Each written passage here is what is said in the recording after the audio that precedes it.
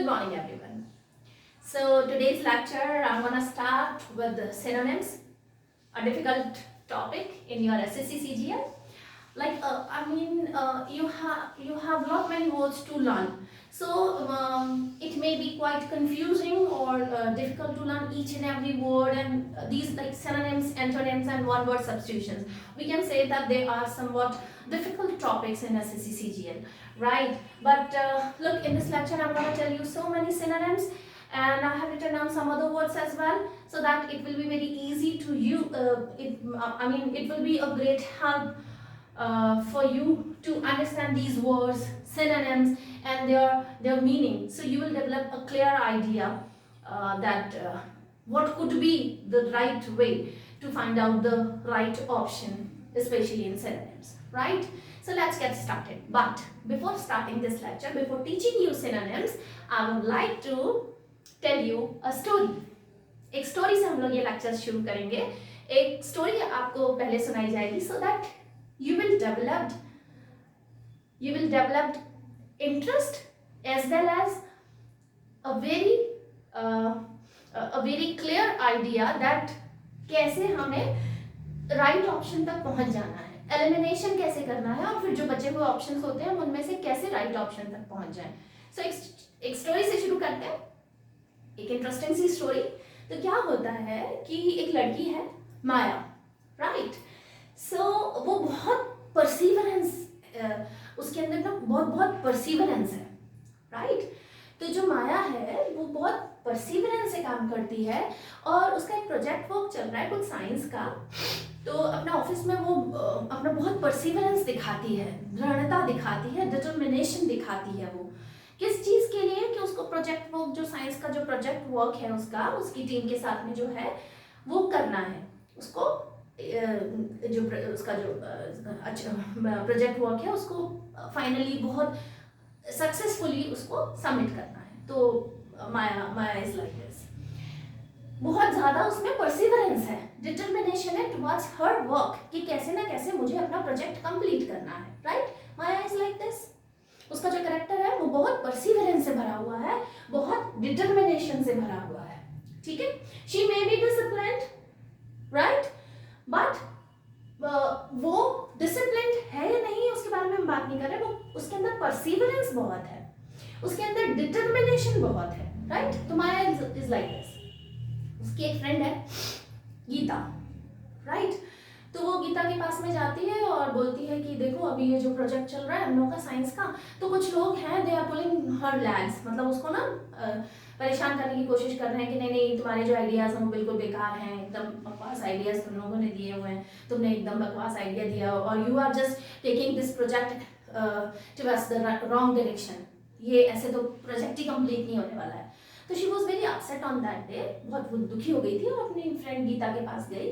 तो गीता ने उसको बोला तो क्या हो गया, ऐसे वो तुम्हें परेशान करते हैं तो तुम उनसे बात करना बंद कर दो. तुम जैसे उनसे बात करना बंद कर दोगी तो क्या होगा, तुम उनसे बात करना बंद कर दो and bob's your uncle. So she said like this, तुम उनसे बात करना बंद कर दो and it's done. It's become easily and quickly achievable. It's done, Tata, right? तो ये जो बॉब्स योर अंकल, डन. जो आपको टास्क मिला था वो कम, बस इतना सा तो करना है. आप पिज्जा के ऊपर थोड़ा सा चीज और डाल लो and bob's your uncle, it's done. हो जाएगा आपका काम, टाटा. So these are the things. तो उसने बोला कि ठीक है उनसे बात करना बंद कर दो, तुम अपना काम करो. ये आइडिया उसको गीता को जो है, सॉरी माया को जो है वो समझ नहीं आया. तो माया ने क्या बोला, why are you beating about the bush, stop talking this rubbish. ये बकवास तुम अपनी बंद कर दो. Why are you beating around the bush, तुम क्या कुछ कंफ्यूजन में क्या कहे जा रही हो, तुम्हें पता भी है कि तुम मुझे क्या एडवाइस दे रही हो इस चीज के लिए. तो stop beating around the Bush. If you don't know, if you don't understand the seriousness of the condition, please don't suggest anything. तो मुझे कुछ सजेस्ट मत करो. Stop beating around the Bush. So stop speaking in a confusion manner. आप लोगों के लिए ये रेड कलर से और ब्लू कलर से इसीलिए लिखा गया है ताकि आप एट अ ग्लैंस समझ पाओ कि बीटिंग अबाउट द बुश का सही मीनिंग क्या है, ठीक है। सो माया ने बोला गीता को कि stop beating around the Bush, देखो भाई बहुत हो गया तुम्हारी बकवास, मैंने बहुत सुन ली और मुझे नहीं तुम्हारी कोई बात सुननी है क्योंकि तुम कुछ अच्छा एडवाइस तो दे नहीं रही हो। तो उसने बोला stop beating around the bush, don't beat around the bush, stop beating around the bush. ठीक है, ये बीटिंग से स्टार्ट हो रहा है, वर्ब से स्टार्ट हो रहा है, तो इसको बीट भी बोल सकते हैं according to the subject, subject जैसा होगा वैसे उस हिसाब से इसको वर्ब के हिसाब से चेंज कर सकते हैं, जैसे हम लोग वर्ब को चेंज करते हैं usually. Stop beating around the bush, don't beat around the bush, she is beating around the bush, yesterday she was beating around the bush, किसी भी तरह से हो सकता है। ठीक है। तो गीता ने बोला, गीता फिर थोड़ा सा सीरियस हुई, बोलती चलो ठीक है नाराज मत हो तुम, और देखो भाई मेरी बात हुई थी, तुम्हारे जो कॉलीग्स हैं उनसे मेरी बात हुई थी और उनमें जो तुम्हारी बॉस मतलब तुम्हारी टीम को जो हेड कर रही है उस गर्ल से मेरी बात हुई थी। तो although she didn't reveal her plans, उसके जो प्लान्स थे उसने रिवील तो नहीं किया, रिवील मतलब उसने मुझे बताया तो नहीं, क्लियरली नहीं बताया, but I had a rough idea, लेकिन मुझे ना एक रफ आइडिया है उसके बारे में, उसने मुझे बताया तो नहीं लेकिन I had a rough idea. तो उसने प्लान क्लियरली नहीं बताया, that's why she had, Geeta had a rough idea, उसको एक अनइवन सा थोड़ा सा एक आइडिया था, तो उसने बोला माया को ऐसा। देन माया टोल्ड कि इट मे बी पॉसिबल कि उन्होंने नहीं बताया होगा, और माया ने बोला, माया को फिर एकदम से एक कॉल आया और माया ने listening to the news of his father's illness, Seema यहाँ सीमा की जगह माया ही कर देते हैं सो दैट आपके लिए ज्यादा आसान होगा, Maya, right, so that will be Maya, आपको याद रखने में आसानी होगी। So, listening to the news of his father's illness, Maya left for home with a heavy heart. ये कन्वर्सेशन चल रहा था गीता का और माया का, तो तभी उसको एक कॉल आया और उसने न्यूज सुनी फादर की इलनेस की, उसके फादर की इलनेस की, बीमारी की न्यूज सुनी, and Maya left for home with a heavy heart, वो भारी मन से, दुखी मन से वो घर के लिए चली गई। ठीक है, तो जो इलनेस है, इलनेस मतलब फादर की सिकनेस की बात सुनी, फादर की बीमारी की बात सुनी उसने, और हैवी हार्ट से वो घर की तरफ चली गई।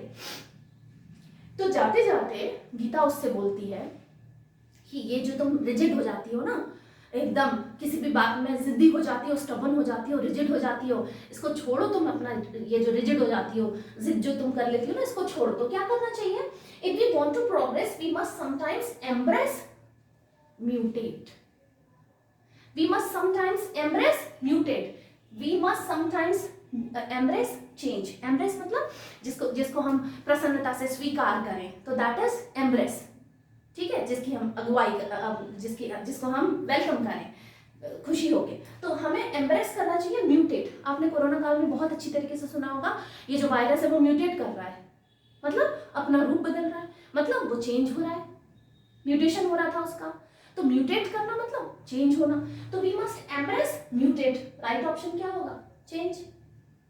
सो these are the thing, story ये थी। तो माया ने गीता की बात सुनी और उसको बोला ठीक है आई ट्राई माय बेस्ट, और वो अपने घर को चली गई। तो दैट वाज द स्टोरी। अब स्टोरी के थ्रू आपके दिमाग में ये रहा होगा कि अच्छा ये वर्ड्स हैं, जैसे हमने माया के बारे में देखा तो उसके अंदर बहुत परसिवरेंस था, डिटर्मिनेशन था। ठीक है, फिर वो उसको डांट के बोलती है don't beat around the bush, तुम फालतू की बकवास मत करो। देन उसने बोला कि ठीक है मुझे क्लियर आइडिया नहीं है लेकिन एक रफ आइडिया है।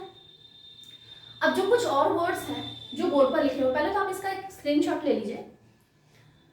स्क्रीनशॉट लेने से होगा क्या कि आपको ये सारी चीजें ऐसी की ऐसी दिख जाएंगी, राइट। आप लोग एक स्क्रीनशॉट ले लीजिए, रेड कलर में, ब्लैक कलर में और ब्लू कलर में लिखा हुआ है। जो ब्लू कलर है वो उन सबके मीनिंग है, रेड कलर से आपको राइट ऑप्शन मिल रहा है, इस क्वेश्चन का राइट ऑप्शन क्या है, और ब्लैक से क्वेश्चन लिखा हुआ है। ठीक है, okay. So let me explain the things, 4 the things. Perseverance मतलब होता है डिटर्मिनेशन, डिसिप्लिन मतलब the practice to obey rules, discipline अनुशासन, तो the practice to obey rules. Tolerance मतलब होता है फॉरबियरेंस, टॉलरेंस, हमारे यहाँ रिलीजियस टॉलरेंस होना चाहिए। हम हिंदू, मुस्लिम, सिख, ईसाई, जैन, बुद्ध, हम सब आपस में भाई हैं, मिलकर रहते हैं, एक दूसरे का सहयोग करते हैं, सहायता करते हैं, तो that is tolerance, religious tolerance है इंडिया में, है ना, हम सहनशील हैं रिलीजन के प्रति। तो दीज आर टॉलरेंस मतलब फॉरबियरेंस, ठीक है, फॉरबियरेंस, टॉलरेंस मीन्स फॉरबियरेंस। स्टेडफास्टनेस, स्टेडफास्टनेस मतलब भी डिटर्मिनेशन होता है। तो माया कैसी थी, उसके अंदर परसीवरेंस था, उसके अंदर डिटर्मिनेशन था, और उसके अंदर स्टेडफास्टनेस थी। माया के अंदर स्टेडफास्टनेस थी, वो उसके अंदर परसीवरेंस था, उसके अंदर डिटर्मिनेशन था, दृढ़ता थी। स्टेडफास्टनेस मतलब दृढ़ता, और इसका मतलब होता है डिटर्मिनेशन। हम्बलनेस, लोलीनेस, कितने हम्बल हैं, कितने आप उदार हैं। लोलीनेस मतलब डाउन टू अर्थ कितने हैं, ठीक है, लोलीनेस। बॉब्स योर अंकल मतलब होता है टाटा, इट्स डन, बस इतना सा काम करना हो गया। So this is the thing. आया हुआ क्वेश्चन है एसएससी में, क्या बॉब्स योर अंकल, एक सेंटेंस के साथ में बॉब्स योर अंकल पूछा हुआ था। तो बॉब्स योर अंकल मतलब होता है it becomes easily and quickly achievable, फटाफट काम हो जाएगा, क्या दिक्कत है। Go to market, buy some vegetables, make pasta, it's done. So this is Bob's your uncle, ये एक फ्रेज है और इसका मतलब होता है it becomes easily and quickly achievable, जल्दी से काम हो जाए, ठीक है। नेक्स्ट आ रहा है अपने पास में beating around the bush। beating around the bush, ये क्वेश्चन ऐसे ही आया हुआ है, सेंटेंस में beating around the bush आया हुआ है, और उसके साथ में आपको बताना है कि इसका सही ऑप्शन क्या है। तो being excessively aggressive, बहुत गुस्सा हो जाना, नहीं भाई। beating around the bush, तुम like in the sentence you should see the thing like being excessively angry, बहुत गुस्सा हो जाना, beating around the bush। अगर आप लोग देखते हैं कि beating around the bush, bush मतलब होता है ऐसे झाड़ी वाड़ी, तो उनमें बीट कर रहे हो मतलब कुछ भी कर रहे हो आप, कुछ भी बकवास बोले जा रहे हो, राइट। सो एक्सेसिवली अग्रेसिव तो नहीं हो रहा है इसका answer. Speaking in a confusion manner हो ही रहा है, आप कुछ भी बोले जा रहे हो, यू डोंट अंडरस्टैंड कि क्या बोल रहे हो क्या नहीं बोल रहे हो। Trying to invoke sympathy, call on, invoke मतलब होता है कॉल ऑन, तो आप सिंपैथी कॉल ऑन कर रहे हो, आप सिंपैथी दिखा रहे हो, ये भी नहीं होता। Beating around the bush sympathy दिखाना नहीं होता। Then that's it. And excessively, then 4. Actually these will be, this will be second and this will be third, है ना। 3 options only I have written now, right, only 3 options, although 4 options will be given but I have written down 3 options over here, right।